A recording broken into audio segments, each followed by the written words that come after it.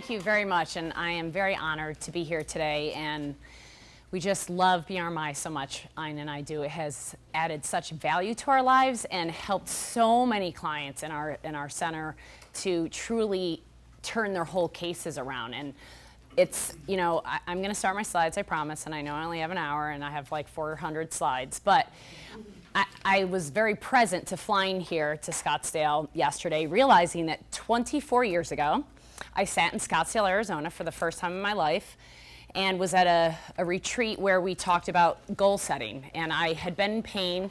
You're going to hear a little bit about my story, but just know that everything comes full circle and you create your own destiny.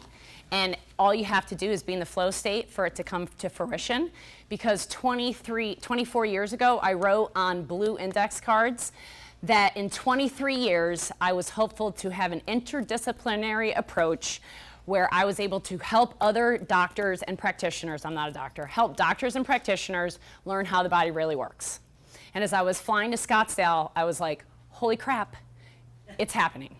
And that's happened so many times in my life where I'm like, oh my God, we said this and we put it down on paper and here it is.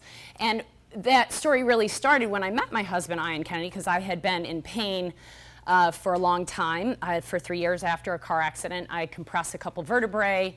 I have been scalped in that same accident, and I lacerated my spleen. And I went from doctor to doctor looking for different answers, and everybody just gave me another prescription and another picture and said, oh, manage your pain, manage your pain.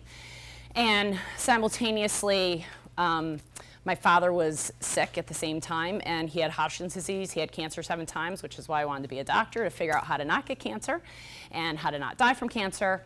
And I came into Ian Kennedy's office, and he did some emotional release technique on me. Hand to God, was out of pain in 7 days, started weaning off my painkillers and muscle relaxers, at which point I went back to his office and said, how did you do that? And he goes, energy. And can I swear? Because what I said was, what the fuck does that mean?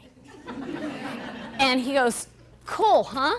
And I go, no, I went to Cornell, they didn't talk about energy, what are you talking about?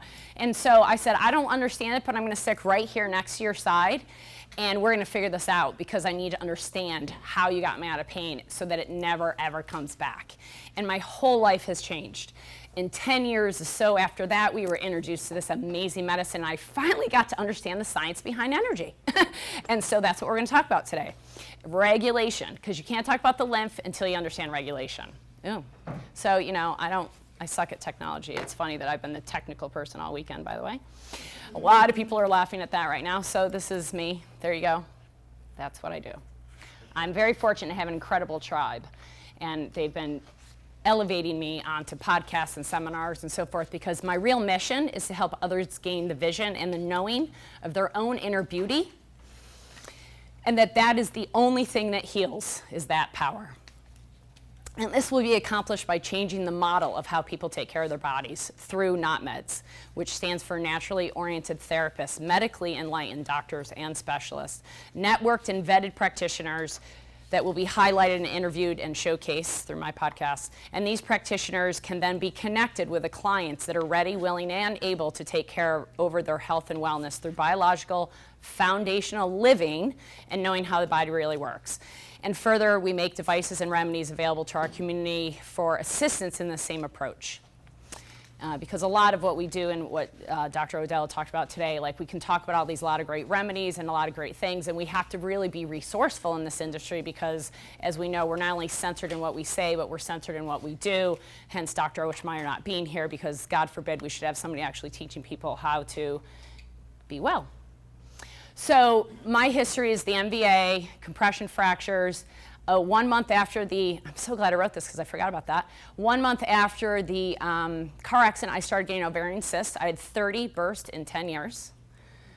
And if you've never had one, one's enough. 30 was horrible. And they stopped the day I got my scar injected, by the way. Never had another one ever since.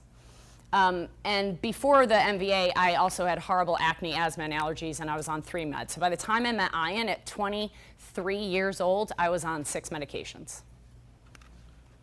Not like anybody you've ever heard, I'm sure. My mother had a mouthful of amalgam fillings and still does. She doesn't listen to her daughter, but that's another story.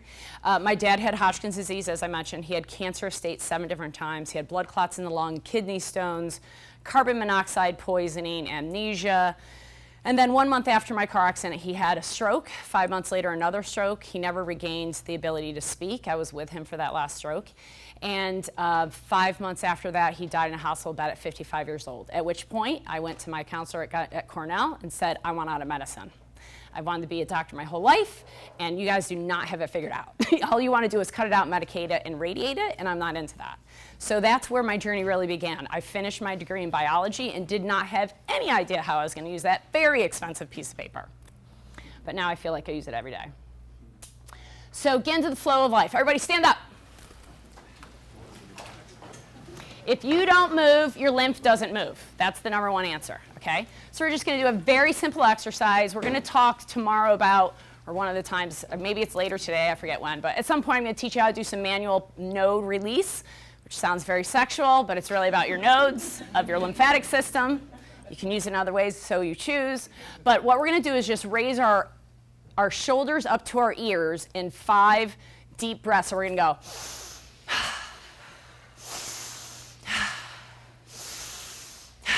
And now we're going to do it fast.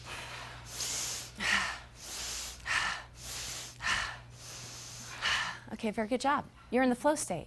Congratulations. So have a seat, and that is a very quick way, and we're going to talk about why it's so important to move the termini, which is in your neck and your cervical area, and why it's so important that that particular is what we stimulate with our nodes. So that we can do that in the car, we can do that when that client comes in, we go, oh, they're here.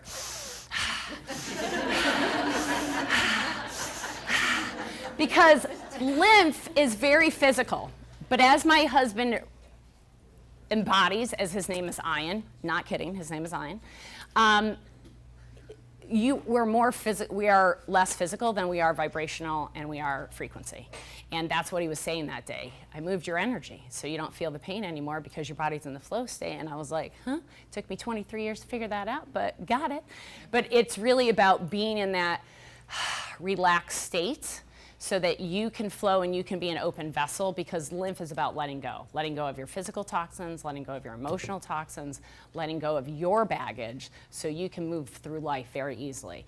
I have said a few months ago, I'm not going to have resistance to anything ever in my life, not even eating octopus, which grosses me out. And 4 hours after I said that, my good friends had octopus in front of me and I ate it.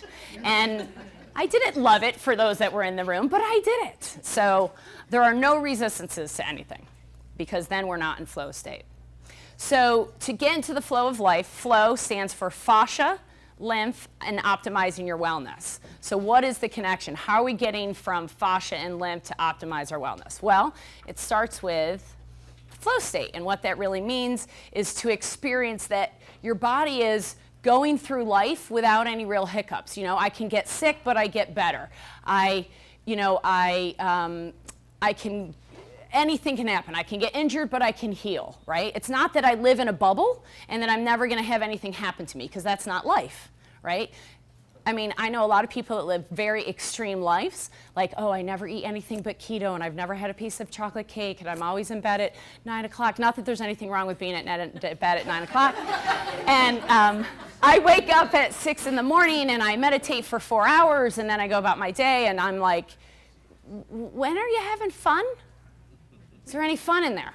Because if you're not living life, then what the hell is all this for? Why eat all the good food and drink the good water and live the great ways if you don't have an incredible tribe to share it with, an incredible life to engage in, whether it's, you know, ATV rolling or jumping off of cliffs, or I like to do fun things like that. So, I think I can just do this. So the foundational understanding is that we know that the power inside the body is the only thing that heals. Does everybody in the room understand that? If you don't, please raise your hand, because you are missing the main tenet to bioregulatory medicine. That is the only thing that heals, and that is incredibly powerful. And we, as practitioners, are honored to get to work with that system every day and look like we create the miracles while we just stand by, remove the blockades, and allow the body to heal. And we can all do it in our own ways, whether we're doing neural therapy, we're doing manipulations, we're doing fascial work, or we're doing sound bowl healing. All of it is to increase the ability of the body to compensate, to be in that flow state. And compensation is the game of regulation, because we have to allow the parasympathetics to be the dominant speaking tone of the autonomic nervous system. The last year and a half, there's been a little bit more than a typical sympathetic tone. And yet before that, I would have said, everybody, it's a huge, the Western culture runs in a sympathetic, the fight-flight mode. The last year and a half, it's fight-flight mode on steroids. And we really are in a predicament with people not getting into that relaxation state. And even when they think they are, go try my Floprezo and then tell me you've been relaxed before you did Floprezo. We have to remove the blockades to healing. That's the number one thing. You cannot upregulate the immune system, the autonomic nervous system, unless you've already addressed the blockades to the healing. And those 3 blockades are dental foci, that is dental fillings, amalgam fillings. They call them silver, which is not true. They're amalgam fillings. Root canals, dental cavitations. There's so much to the dental work, and I know you're going to hear from Dr. Caratola at some point later, but you cannot heal a body if there's blockades in the mouth. Scars are another huge influence. I have a 12-inch horseshoe on my head where I was scalped. The day that was injected was the first time I slept on my back in 13 years, and the ovarian cyst never came back.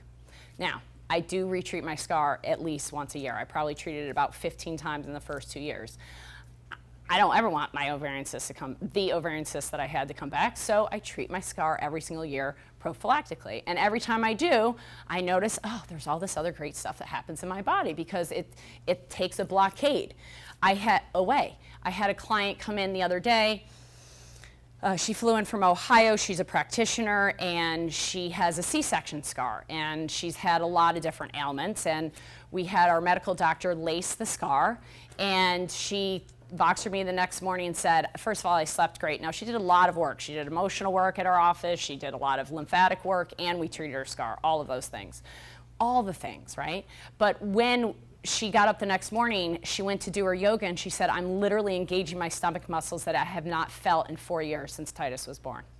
So that's the power of doing scars. It can influence the body in so many ways. And then so many of my friends are chiropractors and have brought this to my attention that I have to mention subluxations as well, because if the spine is communicating to the rest of the nervous system, and if there's a subluxation in the spine, or it's going to affect the cranial rhythm. I do a lot of cranial sacral fascial work as well, and I find the same thing. I can't address the subluxation, but that's why we need a team for all of our clients, that it's not just one person's going to help everything. The only person that can help everything is them, and living the right way and having the right team. Okay. The autonomic nervous system, its adapting ability is how we compensate. It's not that I live in a bubble again, but no matter what comes my way, I can handle it and it doesn't knock me down. I maybe got sick about 25 days ago or so now. I was on a plane sitting next to somebody. Call it vaccination stress, next to their vaccination, call it COVID, I don't care what you call it. But I was moderately, had a little sore throat and a cough for an hour a day for about 2 weeks. That is compensation. Now, did I do a lot to assist my body? Sure did. I don't take much stuff, but over those 2 weeks, 3 weeks, I took a lot of stuff. I did 6 IVs. I did a bunch of Floprezos more rapidly than I did. I really upregulated my system because I can't be knocked down. I don't like to be knocked down. This is my natural energy source with no caffeine in my body. And I was up until 11:30 at night, and my son got up at 5:30 in the morning. This is me. Ask my husband. He was like, oh, energy, huh? And then it's like, I'm sure that kisses him all the time. Like, fuck, energy. Yeah, she's got plenty. I gave her some, and now she just never ends. But it's because, and you'll see why later, you can't ever tell me this doesn't work. So, heart rate variability, which we're so psyched we have over there, but you have to understand heart rate variability. That was the first tool that I really started to understand the science of regulation, from understanding how to test the autonomic nervous system, the sympathetic and the parasympathetic. And I found this in my research. It's really amazing because Rasmus is amazing. But the pulse has been studied for thousands of years. And this gentleman, this physician, Wang James, I'm not going to say this right, I'm going to botch it up, but this gentleman here, I don't want to mispronounce his name, he lived 1,700 years ago, and he said if the heartbeat gets as regular as that of a woodpecker or that of dripping faucet or roof, rain on the roof, one of my favorite words that I can't say well, the patient will die in 4 days. Because that's not regulation. Boom, boom, boom, boom, boom, boom. We know from EKGs, we like it to be variable. Boop, boop, boop, boop, boop, boop, boop, boop, boop, boop, right? Boop, not a good day. And that is lacking variability. And we can say, oh, in a general way, the more mature the population is, the less flexible they are, and then they're going to be more rigid. And is it harder to knock down a tree that's rigid or a tree that's flexible? More of a younger tree that will move. Well, we can all maintain our youth by maintaining our flexibility in our autonomic nervous system. And I would tell you that you have stepped into the fountain of youth. And the way to test your fountain of youth is through your heart rate variability and assuring that you're constantly improving your heart rate variability. And I will prove this in another quick example. So the first time I ever did a heart rate variability test was at a seminar like this, in the back corner, much like that. And Ian did it, and then I did it, and they came back, and Ian was like, oh my God. You know, he was like maybe 40 at the time, like, oh, they said I was like 25 chronologically, and I'm so healthy, and it's so great. I was like, oh, that's awesome. I can't wait to do this test, because I eat better than you do, and I sleep better than you do, and I exercise better than you do. I'm gonna prove it, because I'm a type A personality collegiate rower that loves to prove and is very, you know, competitive. So I go back, I do the test, and they're like, so you're like 75? And I'm 16 years younger than he was. And I was like, well, no, your test is wrong. And it took me a long time. I mean, that was like 15 years ago. That was where we met Dr. Pascal, where he introduced us to bioregulatory medicine. And it took me until about 2 years ago till I finally have beat his HRV. And it's because I became a flexitarian.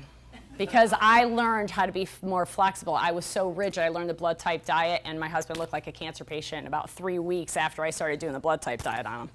No, we're not eating meat anymore. You're blood type A. You can't eat meat ever again because we're blood type A. And you know, that's not a way to live. That's not flexible. And I've learned how to be a little bit more flexible. Those that have known me for 20 years, a lot of them are in this room, I have become more flexible in every single way. Thank goodness. So just know that there's a lot to the heart rate variability and understand it. We're going to go through it a little bit more, but there's lots of ways to test it. Heart rate variability is a great way to test your regulation. It's also contact regulation thermography, which Dr. Odell is going to be going through next, which that's how I became a lymphatic queen, was looking at the CRTs and not understanding how to improve people's lymph. But I could test it and see that everybody's lymph was jacked up, everybody that walked in our door. Muscle response testing is another way, and Ian's going to do a talk on that tomorrow. And then biofeedback frequencies of many kinds. The AO scanner, the immune modulation allergy elimination technology, Zyto, Vega, there's a lot of them out there, but they're testing your regulation and your frequency of the body and how your frequency is adjusting for everything and everything. The things that affect your regulation are everything, but here's a quick list. Scars, dental foci, they block it. And then drugs, alcohol, caffeine, and sugar. So when I wouldn't say I'm skeptical, like, oh, I don't want it to work, but I'm skeptical, like, prove it that it works, okay? So when I first started doing heart rate variability, my best friend's husband was on a sabbatical from work, and he is also a scientist and was willing to test with me. So we did a bunch of tests on heart rate variability. We'd have Pete come in, have a couple glasses of wine before you come in and do your heart rate variability. We did the same time every day, so that variable was constant. And he was very giving of doing all sorts of things for me in the morning that he wouldn't normally do.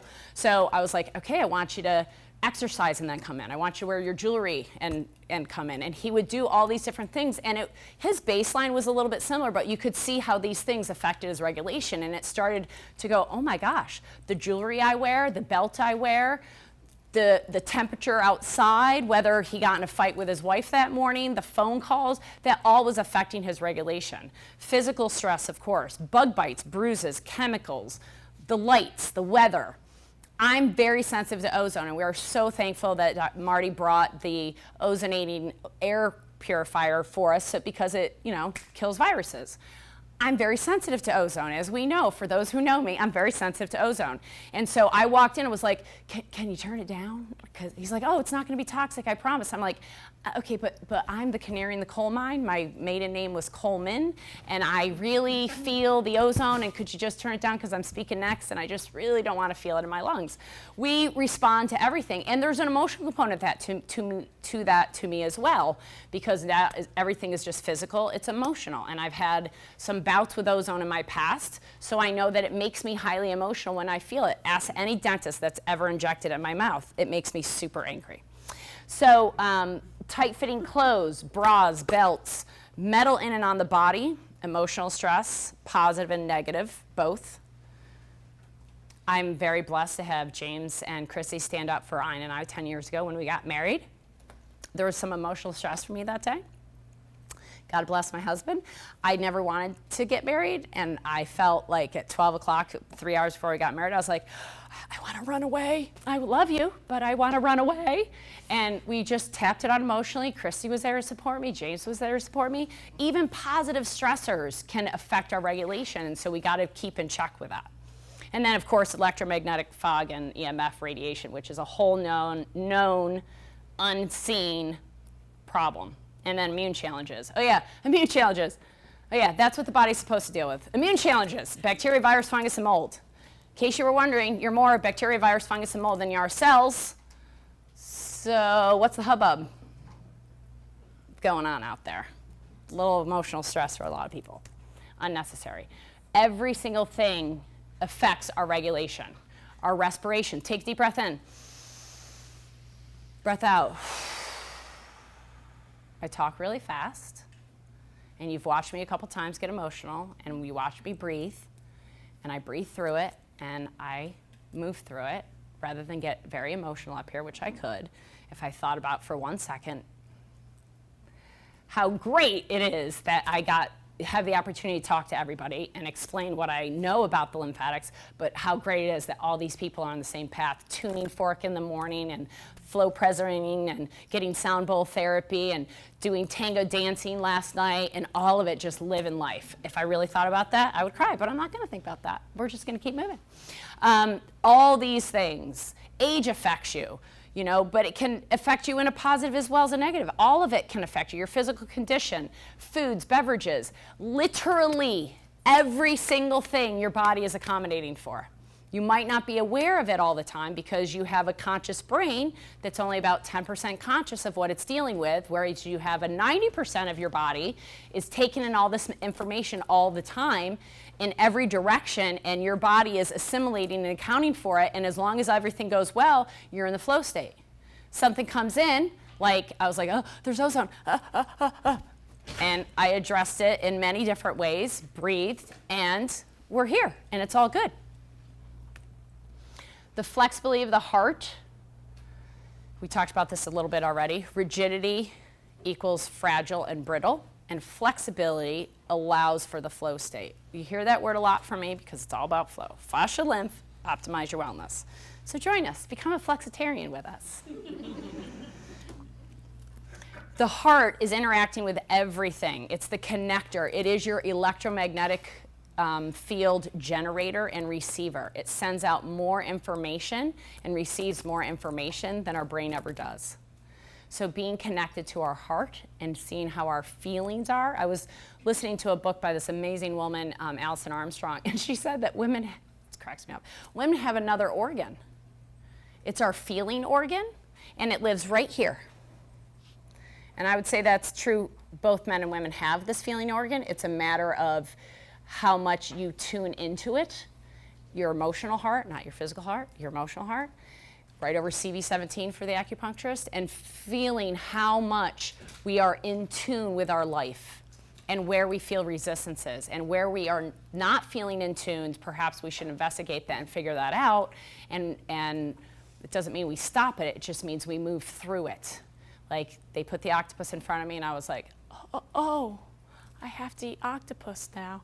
But, just move through it, it's okay, got on the other side, All good. You can go through anything as long as you have a consciousness about it, because I would postulate that the biggest problem we all have is our level of consciousness, and you, and your level of consciousness. When he said energy, I had no level of consciousness.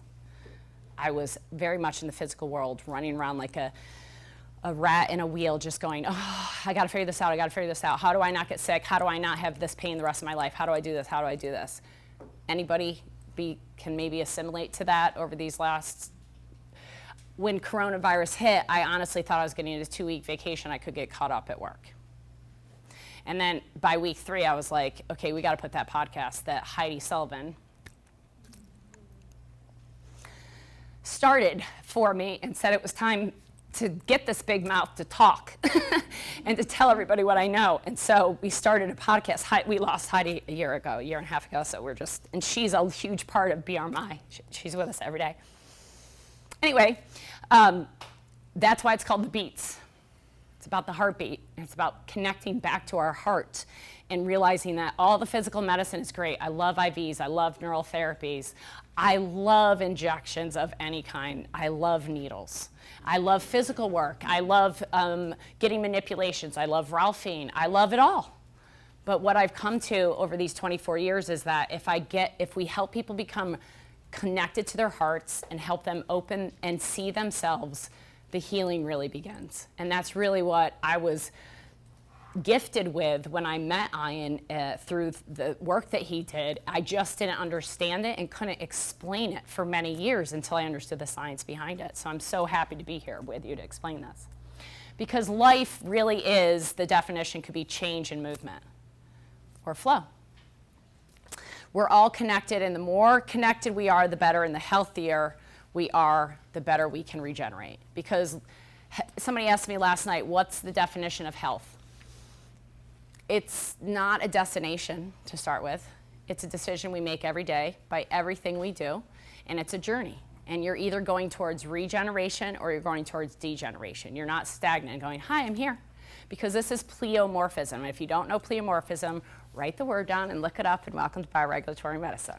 And there's a ton of information on our website about it. And homotoxicology is something Dr. Odell threw out earlier as well. If you don't know that, look up homotoxicology. There happens to be a ton of information on brmi.online where you can find it, because that is understanding the science of the spaces around the cells, which is the terrain. You know, this isn't about germ theory, this is about terrain medicine, and that's that energy field that the cells live in denotes whether or not we're regenerating or we're degenerating. And that's such a powerful place to understand, rather than this germ outside me is making me sick. It's that germ is affecting this terrain, and if my terrain is strong enough, I can handle it.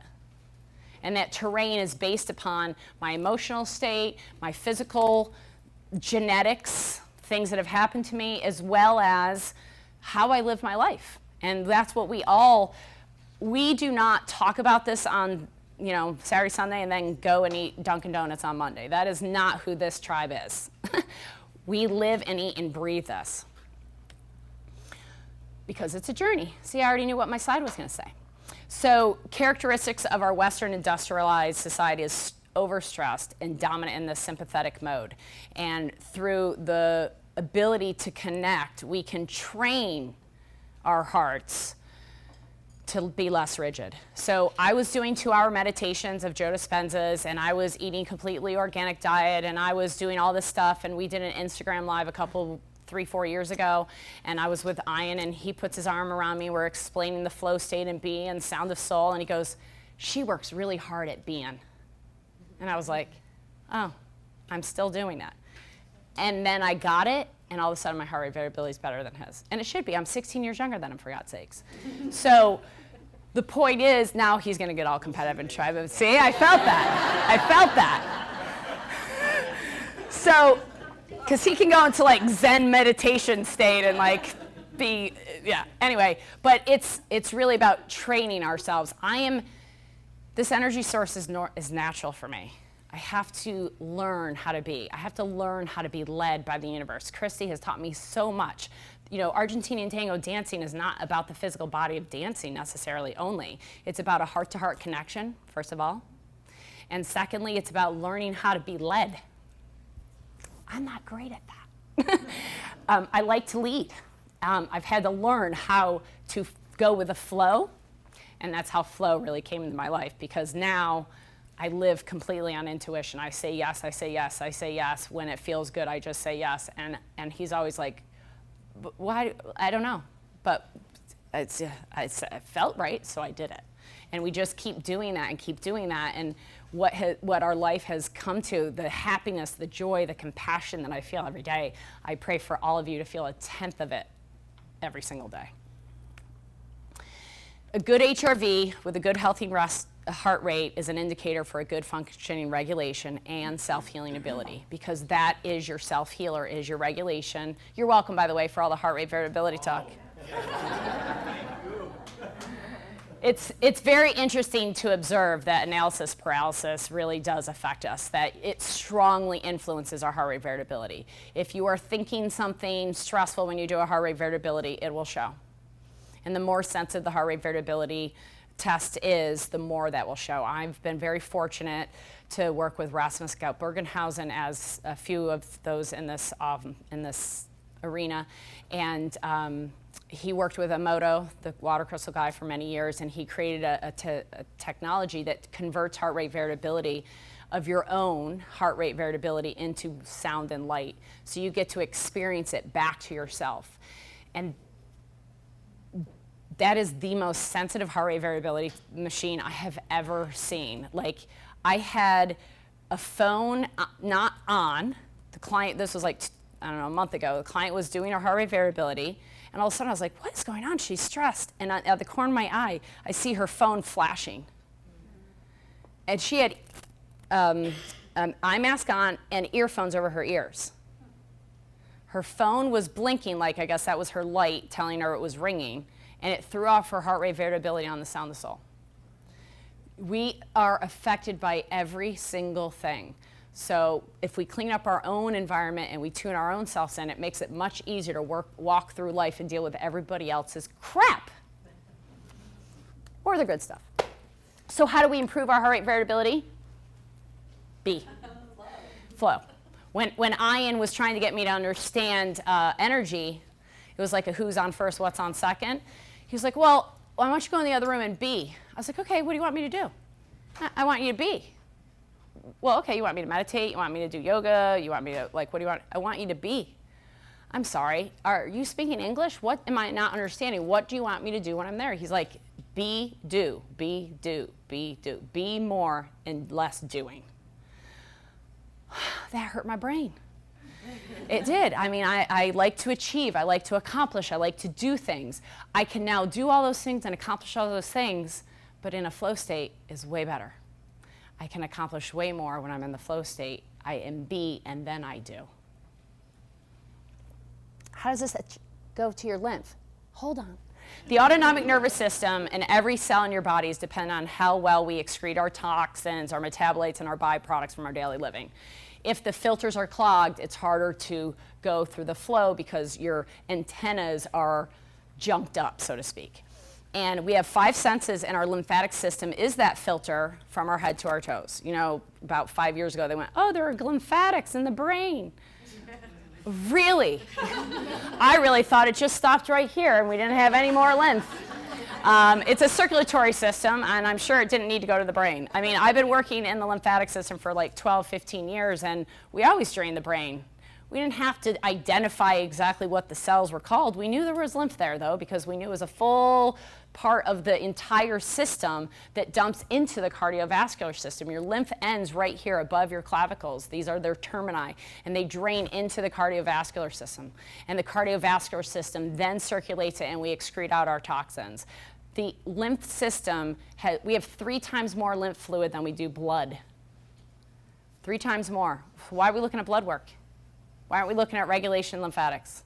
Blood work is the last thing. I know we're going to talk about blood work. I'm not a doctor. I don't look at blood work because I look at regulation. I look at lymph, and most of the clients walking in my door or our door have tons of blood work in front of them and no answers. And then all of a sudden, they come in and they handle their lymphatics, and they start doing some emotional release technique maybe, but they handle the lymphatics, and all of a sudden their drainage occurs, and now all the stuff they were doing is way more successful. And we have a lot of clients of ours in this room that can attest to that. In today's world, we're experiencing a level of toxins and emotional stress and radiation stress far more than any other human organism in previous years. To that end, our children are now, we can hear from the pediatrician, but the children are actually predicted to live less time than our adult population for the first time in history. We are doing it the proper way. We need to educate more so they understand this, so that we can flip that around. So, oh yeah, we have a lack of proper food source and emotional health outlets. You know that the emotional health crisis, if it hasn't already started, is coming, right? With all the stress that we've been going through for all these years. And the answer isn't, I don't even know any of the names of the drugs, but the answer isn't the medications to suppress how we feel. The answer is to tap in, to go, why don't I feel right? Maybe something is unnerving me by the information I'm getting. And I can guarantee if you start having that conversation with people and make them think, that will start to wake them up. Well, why do you feel that's not like sinking in with you, that's not resonating with you? Using that word resonation can really help people to understand it, and you learned about it this morning with the tuning forks. It was a beautiful way to start today to get everybody to resonate. So, how to become the lymph queen? Because I test regulation, and I realized that there's a big difference between detoxifying the cells and draining out the toxic load from the body, and that proper drainage allowed detoxification to happen on all levels, because lymph is about letting go of toxins physically, emotionally, and vibrationally. And when James talks about the CRT and you look at the lymph, that's when I had my aha moment. There's 2 points where you determine where to start therapy in the whole body. If L5 or L6 is higher on the second reading, then you start all the therapy in the body. If L5 is higher, then you start all therapy on the head. Now, I can tell you when I learned CRT, there were certain things I memorized, and that was one of them. But I was very frustrated with everybody's lymph being clogged. And then I was telling them to do all the dry brushing and the rebounding and take these supplements and blah, blah, blah. And I went to a lymph class, and she said, the most 2 important points in the lymph are right here. And I went, oh my God, it's L5 and L6. Oh my God. And that's when I became a lymph fanatic, because I had to understand how to help people drain this, because it was very obvious that until I got that handled, they couldn't detoxify their metal load, their EBV, their emotions, or anything else. So fascia, lymph, optimize your wellness. Signs that the lymph is stagnant, and I know this is none of your clients. Exhaustion, headaches, hormonal imbalances, rashes, constipation or digestive issues.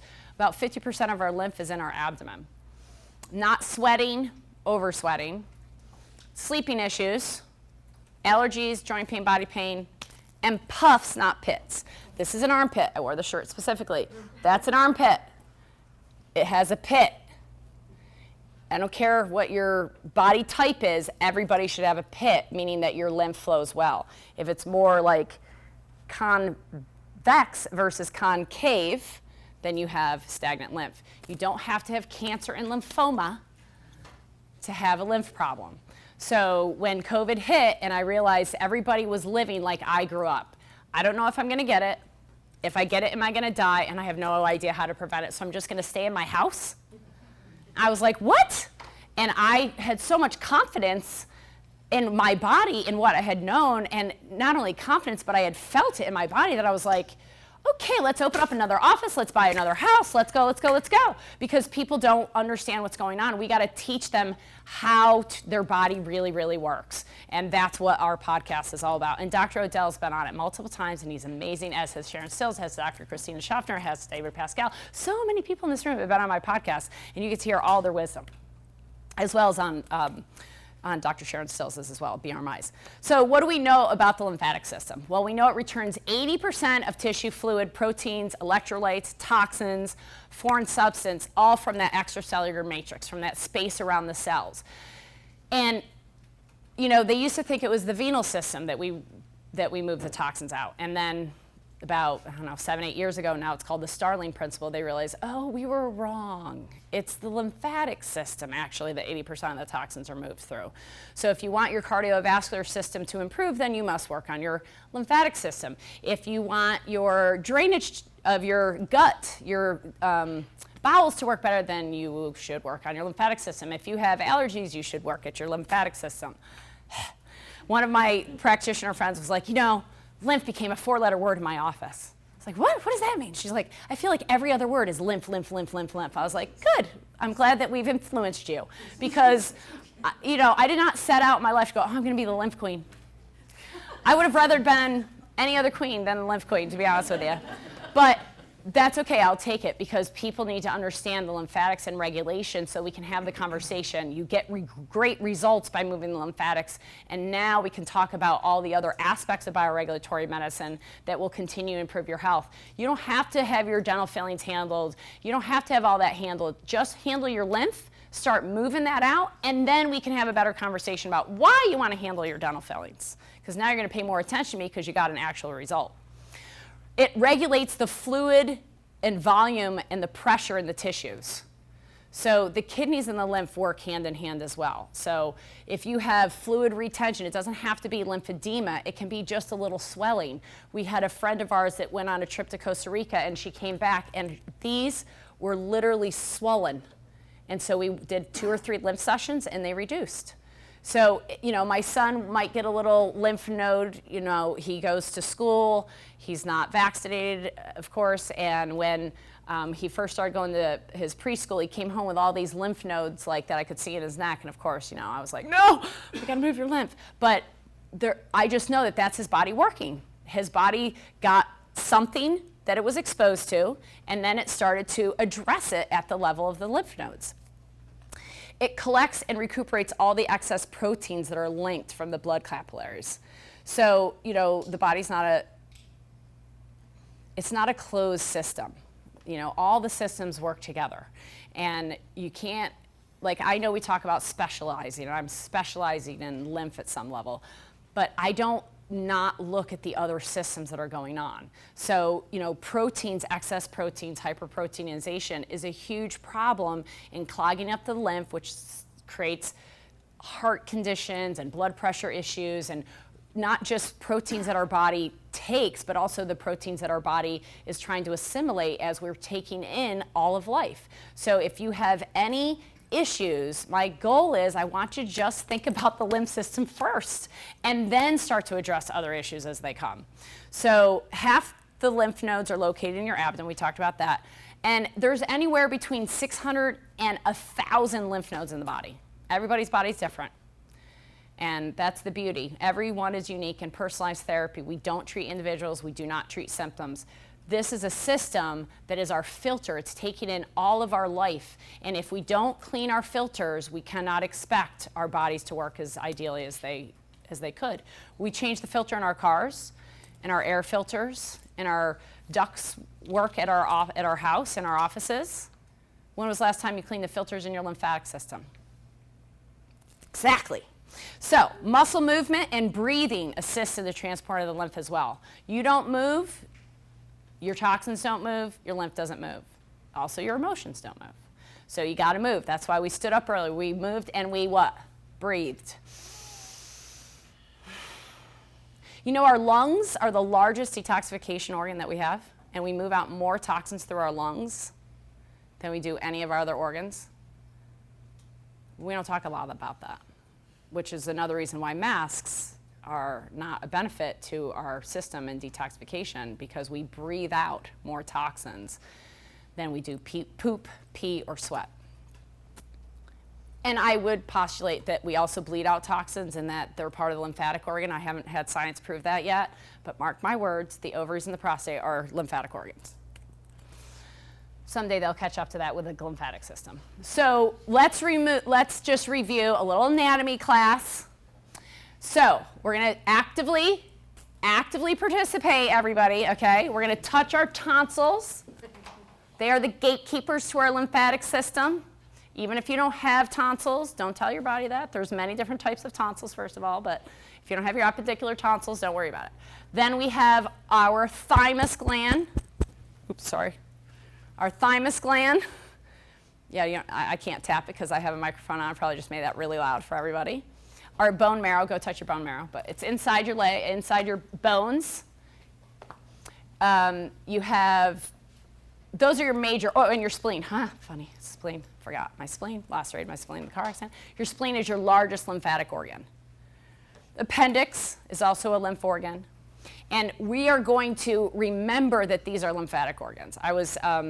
Our child is on a football team, and one of the kids got sick. He was in the hospital for 2 weeks, intubated and all. They took his appendix out the first day, and then he got worse, and they're like, oh, it wasn't an appendicitis. And he's 8. And one of the other moms, I was sitting around with 5 moms. One's a dental hygienist, one's a med tech at an OBGYN office, and one does medical writing for pharmaceutical industry, 2 other women and me. And they were sitting around talking about, oh, it's no big deal that they took his appendix. And the one mom said, well, did the parents say anything to the doctor, the fact that they took his appendix and it was a good appendix? And the dental hygienist, without hesitation, goes, oh, you don't need your appendix anyway. And that's when, of course, I was like, actually, it stores your probiotics, it's part of your lymphatic system, and God didn't give me any extra parts. I don't know if he gave you extra parts, but didn't give me any extra parts. So maybe we don't understand everything yet, but maybe we can just consider that we don't have to take organs out to restore health. Just a thought. So, crazy talk, I know. So we got to drain the lymphatics, and this is just a little visual to, the cranial sacral rhythm has a lot to do, obviously, with the cerebral spinal fluid coming up, circulating through the brain to make sure that the brain is moving through all the oxygen as well as getting the toxins out and having a pathway.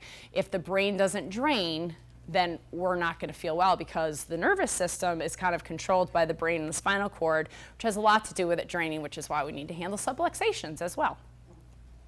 And then I love this picture. I don't know why. It feels very matrixy. And it's a secondary circulatory system.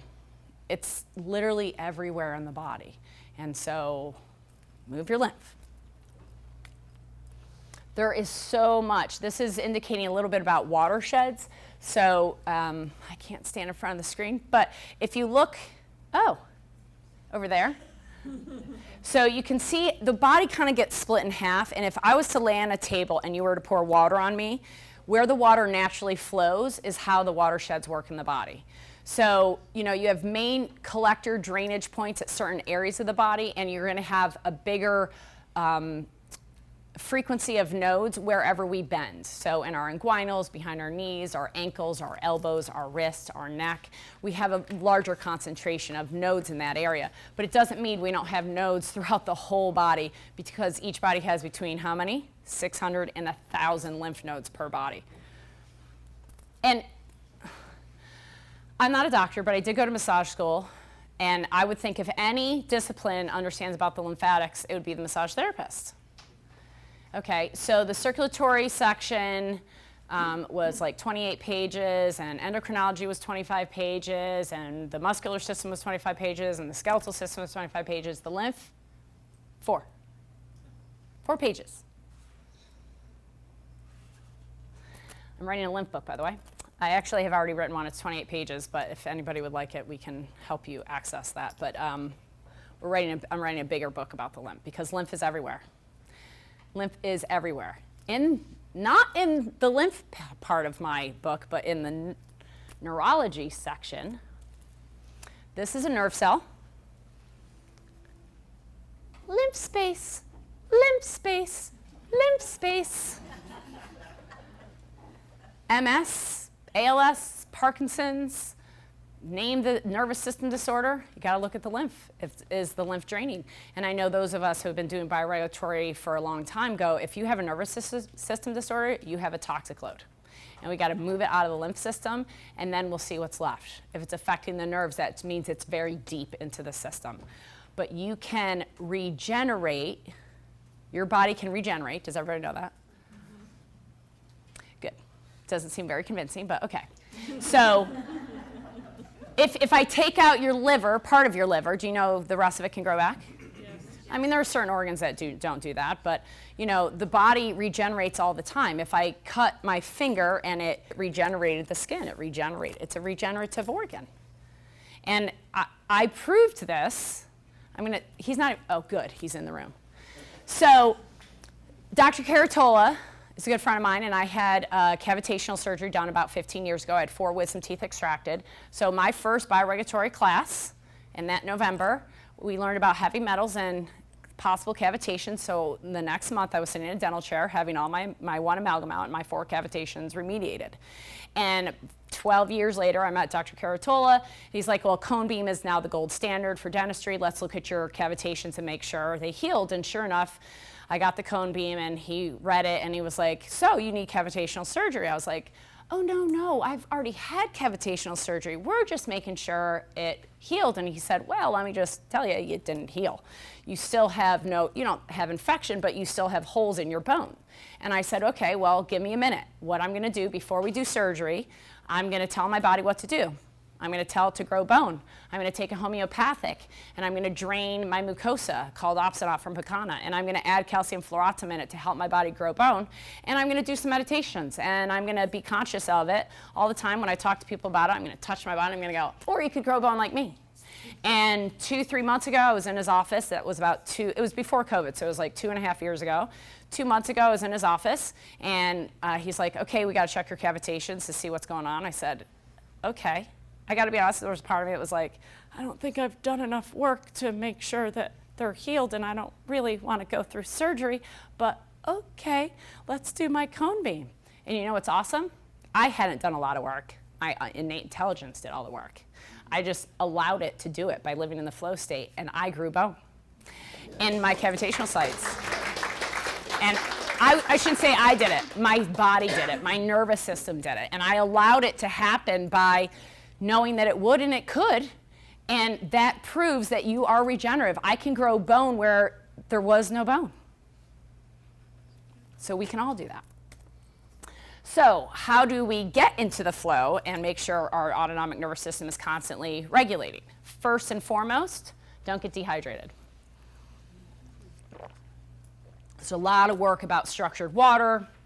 If you don't know anything about structured water, Jared Pollack work, or Gina Bria, or there's so many people that study water. I find them the most fascinating and the smartest people I've ever met in my life, honestly, the people that study water.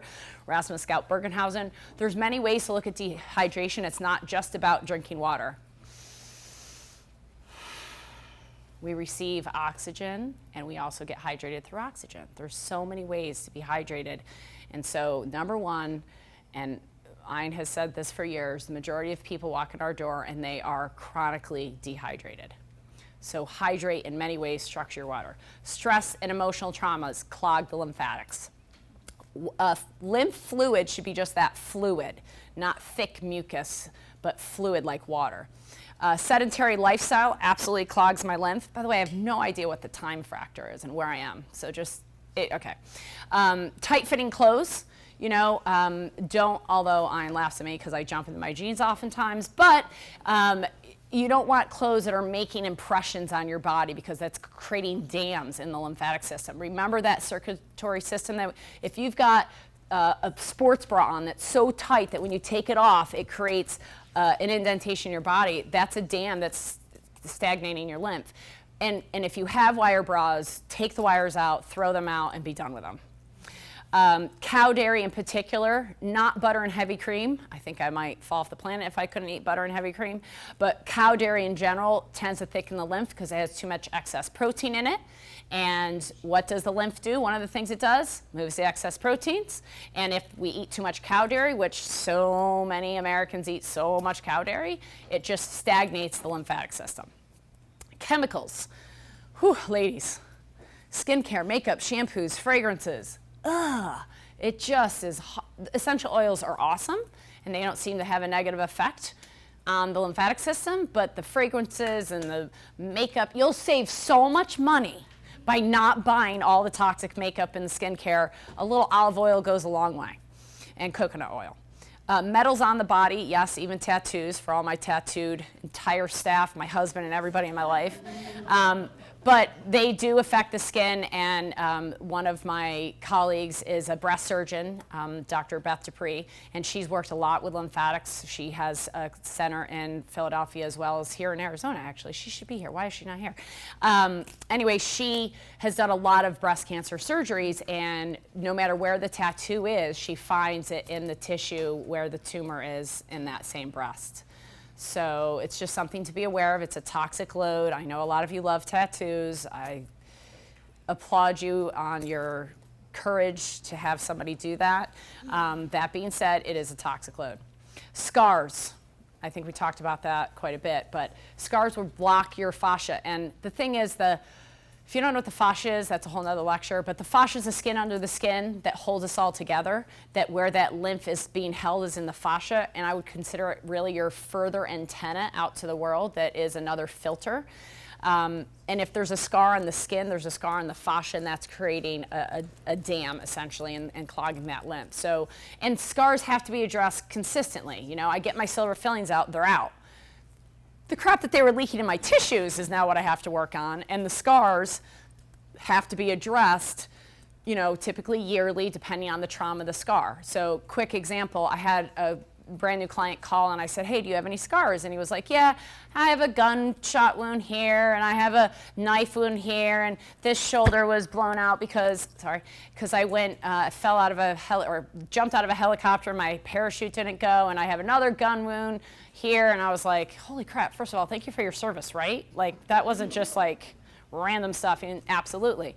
Within that same month, we had another client's son that was in a drive-by, like wrong place, wrong time in Philadelphia, and was shot and had surgery and had a huge scar on his leg and in his abdomen. Totally different ways to get the scars. Totally different ways. The scar with all the emotional traumas from the guy that was at the wrong place, wrong time will affect him much more than the guy that's proud of his scars serving our country and standing on the front lines. Totally different way to get the scars, totally different a way to have it hold in the body. Fascia, the way I look at the lymph system is the lymph is your house and the fascia is your closets. So before our cleaning people come over to our house, we make it look really quite good by throwing all the stuff in the closets so that they can clean the house. Nobody else does that? Just us? Are you serious? We're the only ones that do that? Come on. Come on, you all do that. And then when you really want to clean your house, you clean your closets out, right? And then what happens? Your house is a disaster. And then you're like starting the whole process over. So I look at the lymph is the house. You got to get the house clean and all that. Now I can clean out the closets. The closets is the fascia. The fascia holds the trauma, and it often holds a lot of toxins and spirochetes and all sorts of stuff. But I can't clean out my closets until my house is already pretty clean. And then when I clean out my closets, I got to clean my house out. So it should always be like a 5-to-1 ratio of lymph to fascia, lymph to fascia. Improper foods, acid building foods, limit your improper foods. And Wi-Fi radiation definitely thickens and clogs the lymph. I would argue that it probably stops it, actually, and particularly your lymphatic system, particularly at night. And you can test that probably on the HRV. I felt that from the corner. So to create flow, you got to stop the leakages, hydrate properly, remove all your lifestyle clogs, increase your flow with movement, therapy, and routine. And then everybody take a deep breath in and breath out and let it go, emotionally and physically. Now, when I got involved in this whole world, I was already cleaned up my air and cleaned up my water in the mid-1990s. I was in a network marketing company that we sold water filters, air filters, natural skin care, and cleaning products. I had already known all that. But there was still a lot of toxins seeping into my life. I was eating organic, but that was not what it is now, and wasn't then either. It's all, you just grow your own food. Somebody wants to grow my food, I'm in. CSAs are great, know your farmer. And how do I restore my flow? So first I have to stop blocking it, right? Create flow. Drainage before detox. So many people in our industry want to detox without assuring drainage. And then they go, oh my God, I feel crappy symptoms when I detox. Well, yeah, because you're not draining.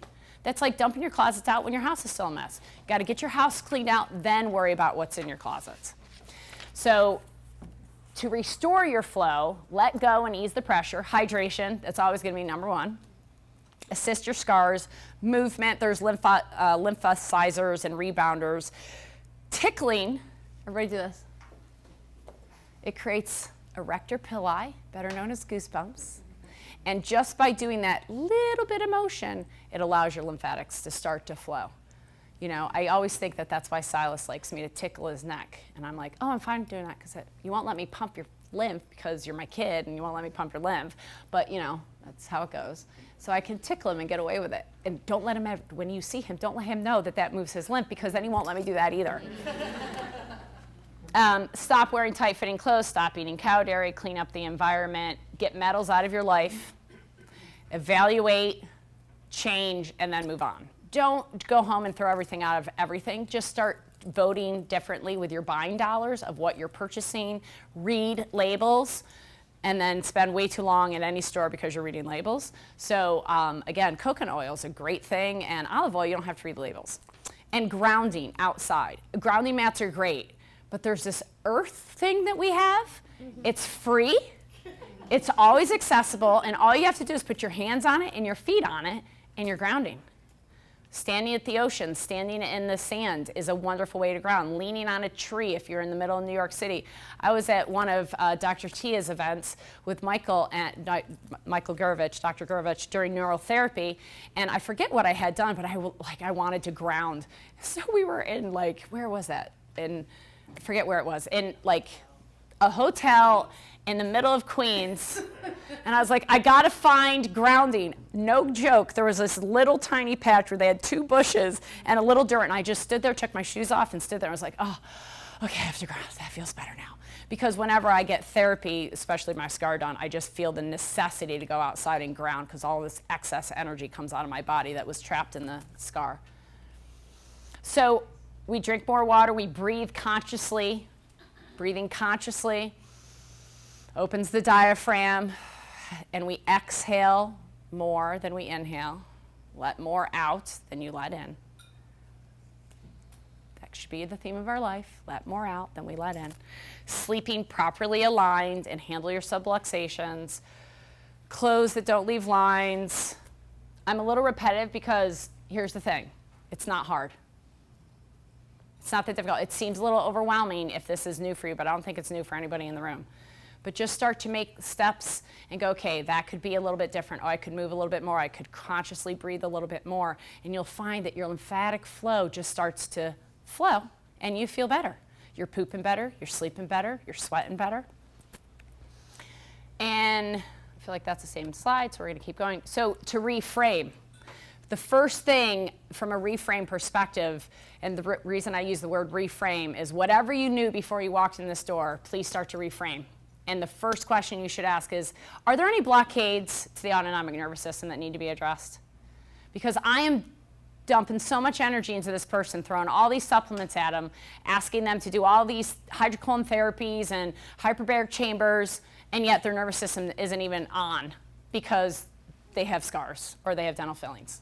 And it blows some of us out of the water that clients go to clinics for months, years sometimes, spending tens of thousands of dollars, and their scars have never been addressed and their dental fillings have never been addressed. And how the heck do you expect that client to heal because their innate intelligence isn't involved? Their conscious mind is not going to do the trick. You know, that day, my conscious mind got involved when Jerry said to me, oh, let's do your cone beam. My conscious mind went, I haven't done enough work, I don't know. And if not, he's going to schedule the surgery. And then I'm going to have to heal from it, and that's going to slow me down, and I don't like to be slowed down. But I didn't have to consciously make that happen. My innate intelligence did that, and it took over, and it did the job for me because my blockades are healed, continued to heal. Are the filters working? Is the fascia and the lymph working? If the fascia isn't lymph working, I need to step back, get that lymphatic to work better. And after the break, we're going to talk about, and I'm going to teach everybody how to manually stimulate your nodes. There's no way to say it that doesn't sound sexual. There is no way.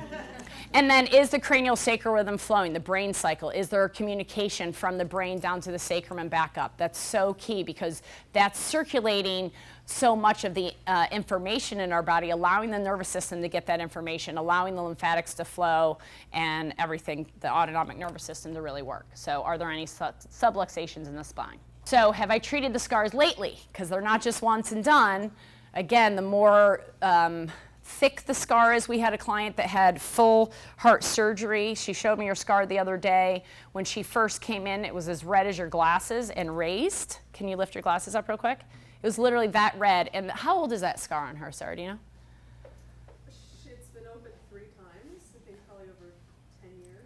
And it was as red as that and raised. And we have not had her go to the medical doctor and needle it yet. We've just done our manual therapy with rapid flow in our hands and different things. And it's like hardly, it's areas, first of all, it's not raised anymore.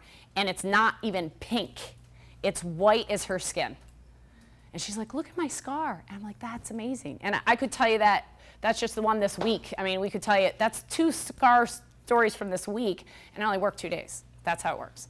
So the foundation, if I still feel like I have a symptom after addressing these 2 things, then, and the dental work has already been addressed, then we look at organ function, homeopathy, supplements, and supportive therapies. Then we must address the foundation of bioregulatory living first, which is the autonomic nervous system and the lymphatic flow. Oh, tattoos. Well, I would say don't get any more tattoos, but that's me. There are ways to address the tattoos. They are scars. So you could do, there's a lot of different techniques we do for scars, but I would rapid release them. I would open up the fascia around them, and I would do light therapy around them as well. You're not going to inject your scars with a needle like some of the docs. You're not going to do that because it's just not possible, but I would open the fascia and work it, and I would work the lymph system knowing that the ink is seeping into my lymphatics. So, all right, so we're going to talk about how to manually stimulate your own lymphatics. So the first thing is, how many do any kind of body-centered therapy in the room, whether it's chiropractic or manipulations or anything? Okay, so this is probably going to be way lighter than you think. And how many of you are like Reiki therapists or anything like that? It's probably a lot harder than you think. It's right in the middle, okay? So if I was going to the store and I was gonna find some avocados, I'm gonna hold those avocados and I'm gonna gently pressure them, but I'm not gonna push so hard I create a bruise. And it's really nice to use these 2 fingers because they are like the lightest touch in our bodies. And so right above our clavicles are where our termini are, and it's kind of easier if you cross your arms, but, and what you're gonna do is we're just going to gently just pump in a circular fashion and pump, and it's right in line with your ears. So don't go too anteriorly. It's in line with your ears. Come down. It's right in the middle of that clavicle area. And you're just gently going to pump it like 5 or 6 times. A gentle, slow pump. Good. And breathe. Don't forget to breathe. Good. And then we're going to go up to our tonsils, right below our jaw, and we're going to gently pump. So the way I visualize this is if I had a blueberry that was really ripe, if I squeeze it too hard, it's going to squish all that out. I don't want to squish it out. I just want to just push the blueberry a little bit. But the problem is the blueberry is around a bunch of cobwebs, and that cobweb are the fascial tensions from adhesions or from excess proteins or whatever, and so I can't really get to the blueberry. So my job with the pump is to push on the cobwebs, and when I push on the cobwebs, they fall away, and then I get to that blueberry, and I just want to pump that blueberry a little bit and get a little bit of juice out of it. I closed my eyes when I did that because I'm very visual and I had to see that in my eyes. But that's really how I envision the lymph. It's like the lymph is stuck inside of all this fascia, and if we can just stimulate the lymphatics, but we have to get through it. You have superficial lymph and you have deeper lymph. What we're talking about is the deeper lymph nodes and addressing those. So first we pump here, and then we pump here. And it's very parasympathetic too, so everybody's kind of like, woo, it's a little warm in here. Kelly's been talking a long time. She's exhausting. So everybody take a deep breath in through your nose and out. Good. And the next spot we're gonna touch is right here, our apical nodes. And these, it's like where your bra strap is, men. You know where you wear your bras, so it goes right there. And you're gonna push, gently pump. It's a pumping action, so it's this action. You know, it's like a dance. Flow is a dance. When I work on clients, when I train people to do lymph node release, I'm literally dancing. and I'm moving my body. If my arms are stiff and I'm like, I'm going to move my lymph, you're not getting any lymph flow. Okay, so you got to be gentle on yourself and gentle on the body. And we should teach everybody to do this when they're 5 years old or less, so that if they have an issue, whether it's emotional or physical, they start to pump it. You know, when I get exposed to somebody's cologne or whatever, that I'm like, ooh, I just pump my lymph a little bit. And then feel better, because my drainage is better. So now apical nodes, good. Because we got to work the lymph. If you think about those watersheds, I kind of skipped over that part earlier, sorry, I got distracted.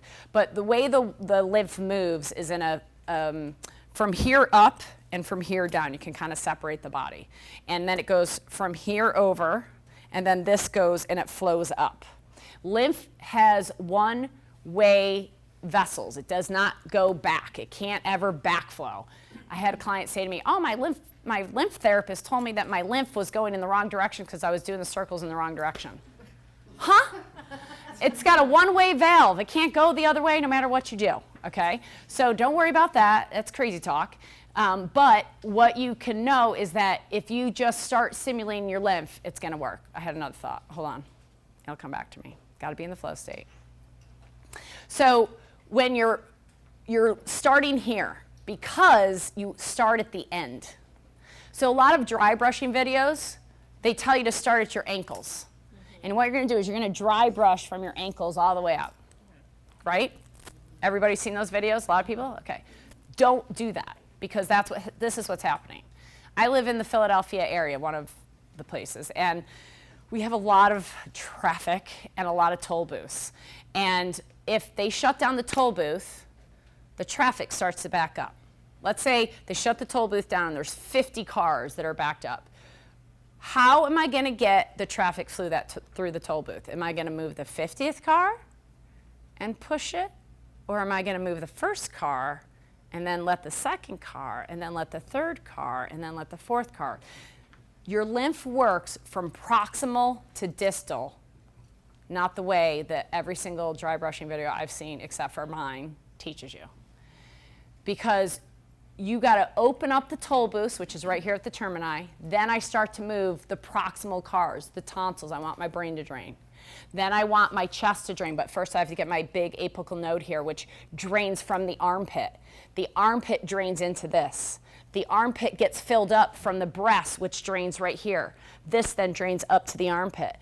My inner elbow drains up to my armpit. So I first have to open up here to get this to flow here, to get this to flow here, to get this to flow here. And the inner elbow, the cubital fossa, as we know from the heart rate, from the sound, contact regulation thermography, has a lot to do with the autonomic nervous system. And do we want the autonomic nervous system to flow? Yes, we do.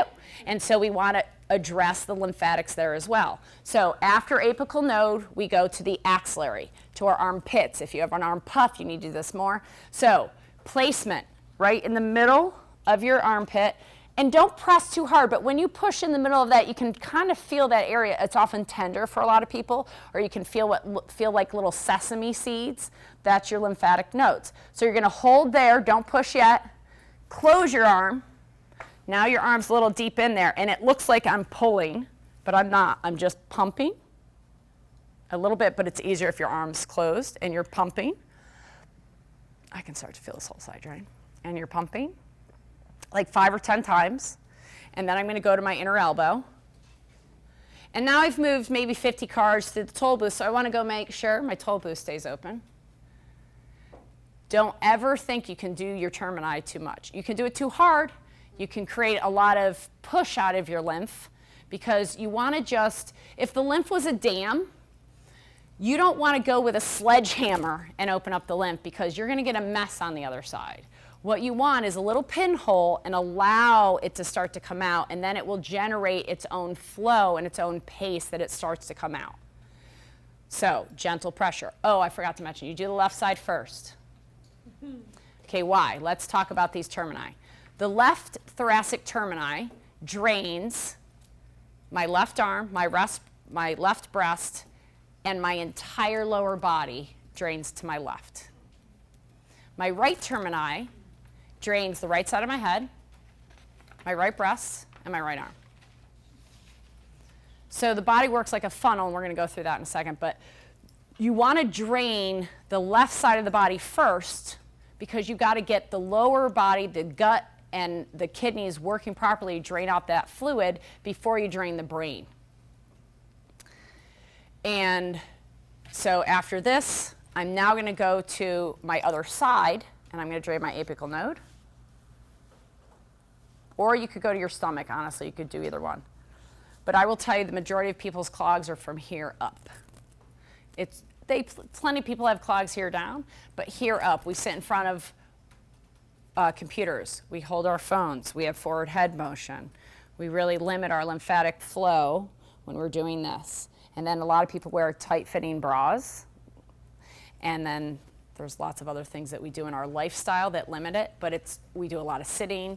And this part of the body just really gets clogged. And then the Wi-Fi hits. I believe that has a lot to do with it as well. And we want this area of the body. You still need this to drain. I'm not saying you don't, but I'm just saying from my clinical experience, most people have clogs here more so than they have here.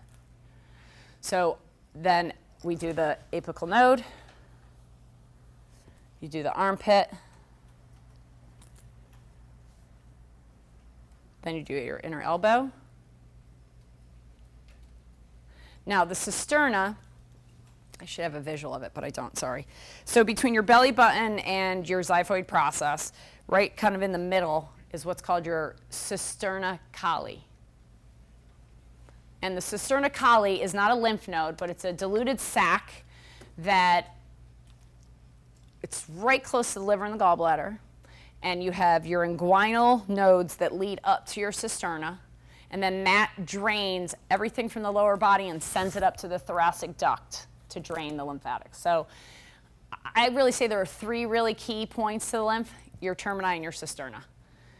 And so you just gently pump that, especially if somebody has digestive issues. And a lot of us that do body work, you hear this, or if you've had body work, you hear it when you lay on the table and somebody's doing a massage on it, and all of a sudden you hear bloop, bloop. That's your cisterna opening up. And it should sound like bloop, bloop, like fluid. And if it's hard there, a lot of clients, when we first start working with them, it's very hard, more like a walnut, and it's because it's so darn clogged. So we just gently apply, even homeopathics to it, or flow cream is really great to apply to it and help the lymphatic flow.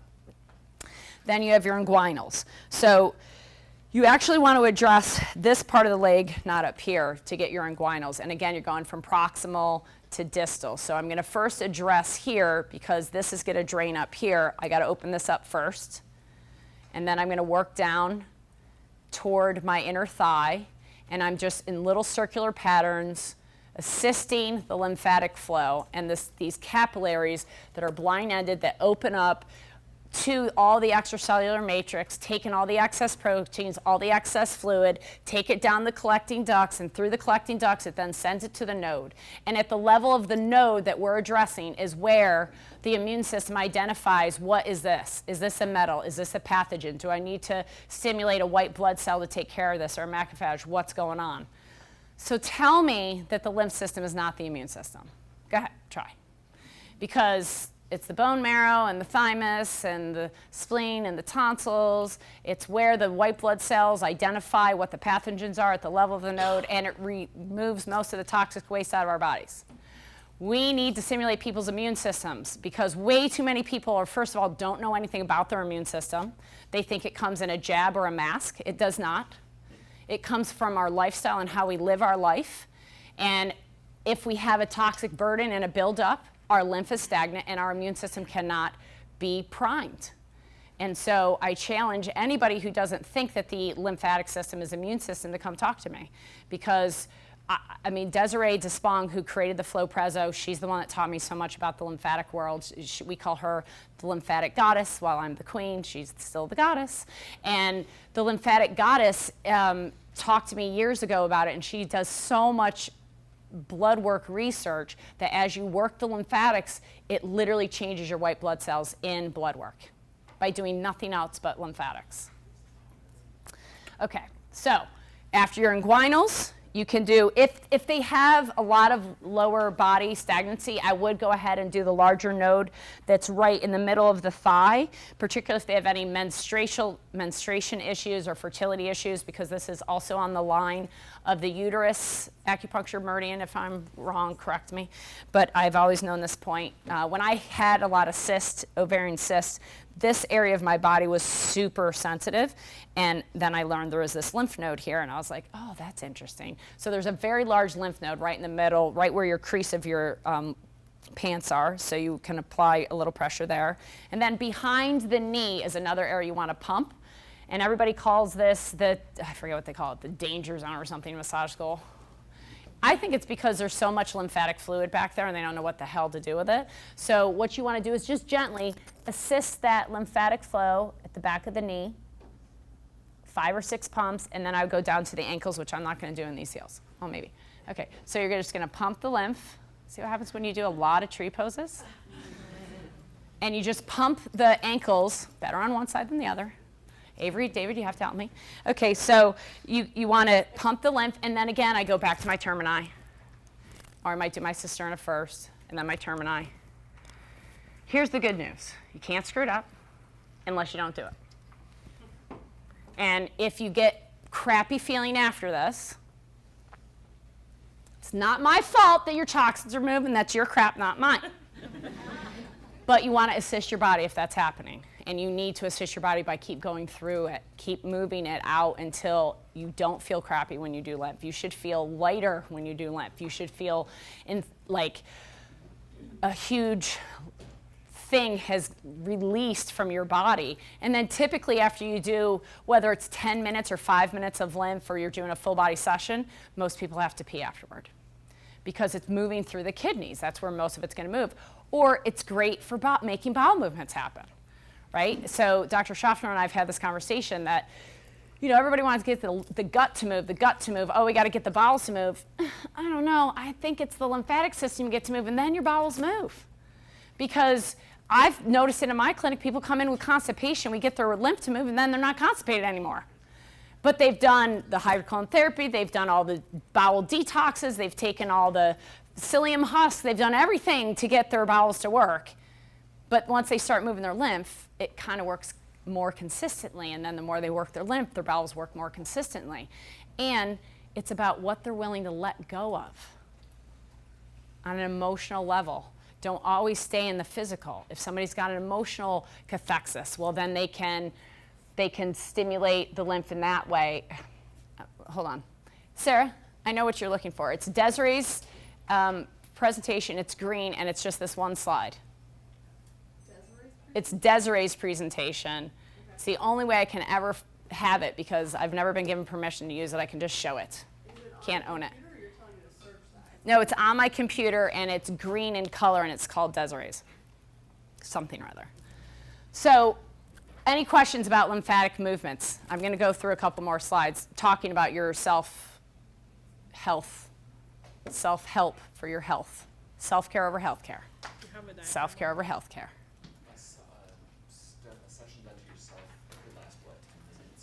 Yeah, 5 to 10 minutes. You can do it in the morning. You can. I would get good and practice at it so you know how to do it, and then you can start applying it to other clients or to kids, and just feel that you're not going too hard. That's the majority of what people do. They go too hard, and then they swing the pendulum totally the other way, and they're like, butterfly kisses. That's not going to work either because we have too much congestion in our body that's clogging up the lymphatics. We're getting close. Okay, so. Just quickly, I want to mention this guy. I know James is standing there like I'm getting done, but Dr. Stanley Roxon from Medicine of Cardiovascular Department of Stanford University. Knowing more about the lymphatic system will bring answers to a broader range of diseases that historically nobody would have said are specifically lymphatic. But now we understand there are more lymphatic implications, certainly to cancer and its way of spreading, to a variety of immune diseases, arthritis, chronic infection, and inflammation, mainstream cardiac disease, and a lot of metabolic disorders. And all these things improve when you start improving lymphatic flow. The fascia maintains a balance of tension and elasticity, which allows for the smooth, unrestricted movement of each muscle group. But the fascia becomes dehydrated, causes adhesions around the muscles and the lymph nodes, and the lymphatic vessels get strangled. So anybody that's interested, because we are short for time, we're going to find that video. I'm going to have it up at my booth over there, and we'll just play it all day long. You can watch it, and it's a capillary vessel. You can see exactly what the lymph looks like under the skin and how it moves through the body. It's the most fascinating video. Because here's the point, and I'm almost done, I promise. Our job, if you will, is to survive and thrive as an organism on this planet, is to assure that we're letting go of our toxins faster than we are exposed to them. Keeping a lifestyle congruent with limiting the burn as much as possible, and assuring our drainage and flow of the lymphatics is foundationally, a word I made up, necessary. Censoring, filtering, and then allowing the body to regulate for all the inputs is appropriate manner, continuing to be regeneration. Because, take a moment to take that in. The flow state is the real cure. 1997 is when I sat in Scottsdale, Arizona. It is 2021. If you constantly upregulate your ecosystem, you can find the fountain of youth. She was on 6 medications, 3 years living in pain, had all sorts of allergies and obviously some nervous system stuff going on, horrible acne. That's me, 24 years later.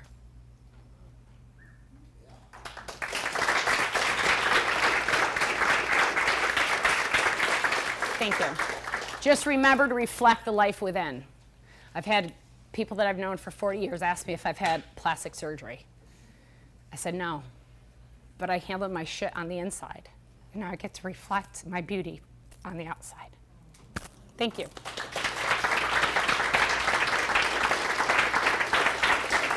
And make progress, not perfection. There you go.